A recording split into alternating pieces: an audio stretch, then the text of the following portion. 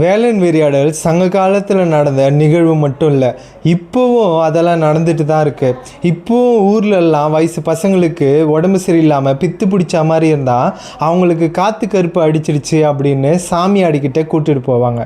சாமியாடியும் அவங்களுக்கு பேய் பிடிச்சிருக்குன்னு சொல்லி அவங்கள பேய் ஓட்டுறதுக்கு சடங்கு நடத்துவாங்க. சாமியாடியும் அந்த பொண்ணுக்கு பேய் பிடிச்சிருக்குன்னு சொல்லி பேய் ஓட்டுறன்னு சடங்கு நடத்தி கூவாத சேவலாக சின்ன கோழியாக அறுத்து அந்த பொண்ணு மேலே அந்த ரத்தத்தை தெளித்து இந்த உயிருக்கு பதிலாக இந்த கோழியோடைய உயிரை எடுத்துக்கோ அப்படின்ற மாதிரி பேய் ஓட்டுற சடங்கு நடத்துவாங்க. இதே நிகழ்வு தான் வேலன் வெறியாடல்லையும் நடக்குது குறிப்பிட்டிருக்காங்க. சிறுமறி அறுத்தன்னா சின்ன ஆட்டுக்குட்டியை தான் அறுத்து தலைவின் தலையை மீது ரத்தத்தை தேய்ச்சி பலி கொடுத்துருக்காங்க. கடவுளுக்கு பலி கொடுக்குற மாதிரி இருந்தால் நல்ல பெரிய ஆட்டை தான் பலி கொடுப்பாங்களே தவிர சின்ன ஆட்டுக்குட்டியை யாரும் கடவுளுக்கு பலி கொடுக்க மாட்டாங்க. வேலன் வெறியாடல்ன்றது சங்க காலத்தில் குறிஞ்சி திணையில் நடந்த ஒரு வழிபாட்டு முறை தான். இதுவே தான் வழிபாட்டு முறை, இதுதான் எல்லாருக்குமான வழிபாட்டு முறைன்னு சொல்கிறது ரொம்ப தவறான விஷயம்.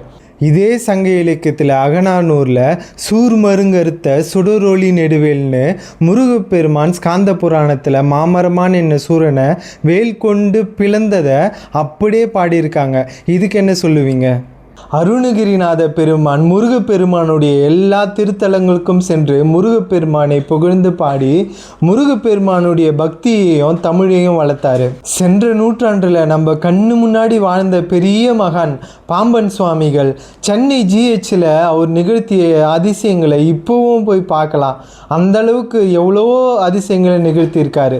வள்ளலார், வாரியார் சுவாமிகள்னு முருகப்பெருமான் மீது பக்தி கொண்ட எத்தனையோ மகான்கள் முருகப்பெருமான் பக்தியையும் தமிழையும் வளர்த்து மக்களுக்கு எவ்வளவோ நல்லது செஞ்சுருக்காங்க.